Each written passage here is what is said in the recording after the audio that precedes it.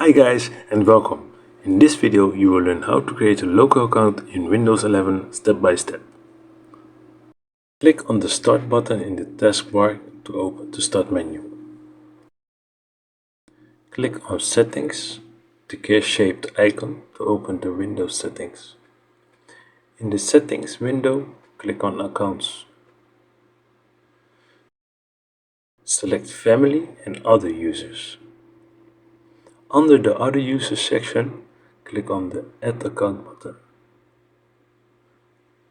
On the How will this person sign in page, click on the I don't have this permission sign in information link.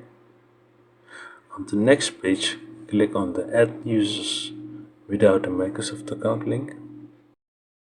Enter the required information and follow the on-screen instructions.